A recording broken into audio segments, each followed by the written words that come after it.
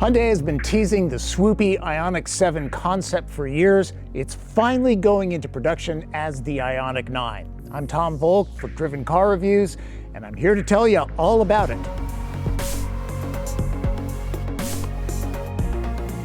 And it's a real pleasure for me to stand today and present to you the results of our work since the September 2021 7 Concept. I'm at a press event in Los Angeles, California. This is a preview, not a review. Nobody has driven the IONIQ 9 yet, but it's a very deep vehicle. I thought you'd want to know all about it. It's all electric. It has 3 rows of seating and will take on 6 or 7 passengers, depending on the mid-row. It has an EPA-rated range of up to 335 miles. It charges very quickly and will be built in the United States. For a more in-depth experience, I'm including some of the press conference since you can't be here. We're proud to say that IONIQ 9 is a vehicle sized for America and built in America. All trims of IONIQ 9 for the U.S. market will be produced at our new 16 million square foot meta plant in Bryan County, Georgia, and production is going to start in the spring of 2025. This is an international event, and my 40 minutes of production time is with a European spec car. So cameras replacing side view mirrors, that's not happening on our side of the pond. Same with mid-row seats that swivel to face each other. Here is what a US spec will look like, with the mirrors that we get. I snuck next door and grabbed a bunch of shots. Ionosphere green pearl paint is lovely. Same with what I think is a dark teal plus dove gray two-tone interior. It's our next step in going from those early adopters to reaching the early majority EV buyers. For road tripping, a 10 to 80% electron fill takes around 24 minutes at a 350 kilowatt DC fast charger in ideal conditions. As always, it's best to juice up where you sleep. Despite what you see here, the 9 gets a NACS charge port. Plug and charge will eventually be a thing at Tesla's supercharger terminals. It will also have adapters that we'll send to the customers, standard, to access all other fast charging networks that are not NACS, but are CCS. This is built on the E-GMP platform, same as Kia EV9, though obviously the two look completely different. As far as size goes, height and width, they're about the same. The IONIQ is 2 inches longer, wheelbase is stretched by 1 inch. The battery is 110.3 kilowatts. There's only one pack size. There are 3 powertrains: rear-wheel drive, standard dual-motor all-wheel drive, and performance all-wheel drive. The top trims feature more than 420 horsepower, accelerating from 0 to 60 in just under 5 seconds.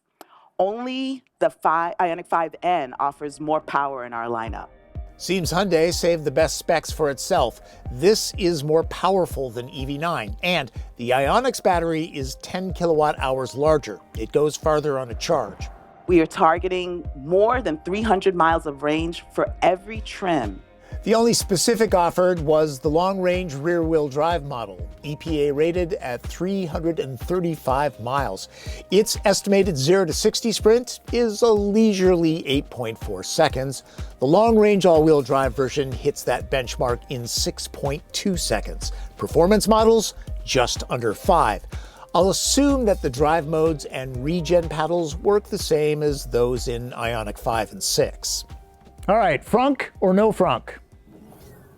Frunk, and not bad sized. This is all-wheel drive. The rear drive version will even have a larger cargo space. There's not much competition in the 3-row EV segment. Rivian R1S, Tesla Model X, plus the upcoming Lucid Gravity and Volvo EX90. All of those are spendy, equipped with desirable options. No pricing announcements yet for the IONIQ. I have to believe it'll be close to its only real rival, sister Kia EV9. We have almost a TARDIS-like character. I don't know whether you know Doctor Who from English television, but the TARDIS is the 2-meter police box, and when you walk in, it's huge. It's a bit like this. It's not a dauntingly big-feeling car, But when you get in, you have this huge natural lounge. These are pre-production prototypes. Interiors might change a bit. This top calligraphy trim is bumping up against luxury marks, even while frantically shooting the vehicle to get what I need. Materials, patterns, and colorways have a calming nature about them. The space is stuffed with eco-processed leather, recycled and wool fabric, plus bio paint. Top versions will be available with relaxation seats in the first and second rows. We did a research study. People, and we filmed them, would say, I really see myself using that feature for sure. They saw it when they're waiting for kids at the soccer game, when they're working in between meetings, and simply when they're charging their car. Like all IONIQs, there are pixel design elements. The interior is, or the wheelbase at least, is probably the biggest wheelbase in the segment, which means we can have the biggest furnished space in the segment. And we take a furniture-inspired approach to the design when we design the components of the interior of our IONIQs. USB ports are powered directly from the high-voltage battery for uninterrupted use. Storage options will impress even people that work at the Container Store. The center console that Hyundai calls the Universal Island is a standout. If those of you have seen it, has a center console that you can open by the first row occupants and the second row occupants so that they can both get access to the stored items. It slides front to rear so you can allow greater access and flexibility to meet different needs of families. We can move it back and it can fit my purse so my husband ain't complaining when I make him put it over there by his feet. And so that's key. Two 12-inch displays are fused and curved to look like one. The connected interface is Hyundai's latest generation. BlueLink connectivity is subscription-free, at least for the first owner. Features like games are being developed. Owners can buy and download those. We don't have a tech feast of screens. We don't have too many buttons. We have those high usage buttons as physical buttons. And if it's a single use or infrequent use, then it'll be in the digital display. Our philosophy is to try and keep the driver's eyes on the road and the driver's hands on the steering wheel. IONIQ 9 can seat 7. With captain's chairs, it's 6. Row 2 is super flexible. Full-sized adults should be very comfortable. 10 years ago, you'd only find these features in an S-Class Mercedes. All 3 rows get a board flat floor. And I climbed into the way back and at 5'9" was impressed with the room. About as good as a van, average-sized adults won't find the space a penalty box, including headroom. That's something considering the roofline tapers downward towards the rear. Let's segue to exterior styling. It's remarkably close to the concept, other than the doors. Get used to the word Aerosthetic. It's how Hyundai describes the design language. There's aluminum in the panels to keep weight down. This insert in the fender cladding is something new. And check out the recessed badging. One thing that won't be seen? Antennas. Those are all built into the windshield, back glass, and dashboard. It's a very smooth design. It's a very integrated design. With that smoothness, almost make a Teutonic-like character. Almost engineered surfaces, a technically executed set of surfaces.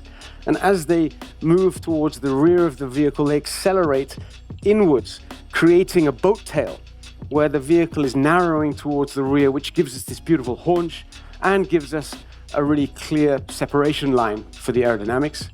Like the cabin, there are parametric pixels aplenty all over the exterior surface. IONIQ 9 isn't off-road cosplay. It radiates Bentley Bentayga from the future feels. I'm producing a separate design video, but here are a few highlights. The interesting thing about our SUV is we actually have quite a short hood. Normally, you would have quite a long hood with an internal combustion engine. We don't need that with an EV. So we can pull the cowl point forwards, get an extremely fast windscreen, which leaves us with a driver's door, almost a triangular glass for the driver's glass. And that line accelerates to the high point pretty much over the second row, then continues very elegantly down to the separation line at the back of the car. The front is just obviously bold, tall, almost a bit science fiction, almost a little bit robotic in its execution, very true to the concept car. There's a Volvo vibe off the back end, or those Rivian vans that Amazon uses. Now you can't unsee that. In the handout video that Hyundai provided, it's interesting to see the reflection off the nose. Also, check out the turn signals. Makes you want to use them. It should be quiet with acoustic laminated glass, triple sealing in all areas, and active noise cancellation. Comfortable too, with a wheelbase of over 123 inches. US models are tow rated at 5,000 pounds. Trailer mode automatically detects the extra weight and adjusts predicted range. People buy three-row SUVs and crossovers because they're hauling people and stuff. But oftentimes, behind the back row, there isn't much cargo room. Here, it's not bad. Nearly 22 cubic feet, that's around 2 cubes larger than EV9, 5 more than the trunk of a Camry. Drop the third row and there's nearly 47 cubic feet to fill, and with all the seats down, you're looking at 87. That is a lot of space. Notice that the floor is flat, great for camping.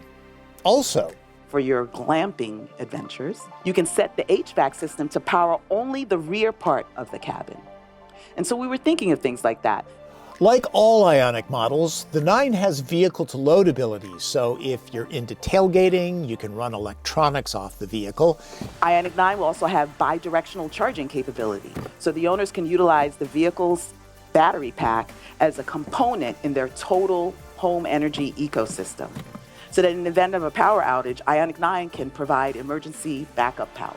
It can also optimize energy storage, for example, by storing excess energy generated by solar and then selling it back to the grid. Again, no one was able to drive these pre-production vehicles. IONIQ 9 has a lot of promise if it's somewhat affordable. The calligraphy edition that I photographed bordered on Genesis luxury. Hope you got something out of my first look at the Hyundai IONIQ 9. It should be available in the spring of 2025. Right now, pricing is not available. If you're new to this channel, check out my regular car reviews. They're very, very different from this. Also, full disclosure, Hyundai brought me to Los Angeles so I could produce this video. Thanks for watching. That's Driven. I'm Tom Volk.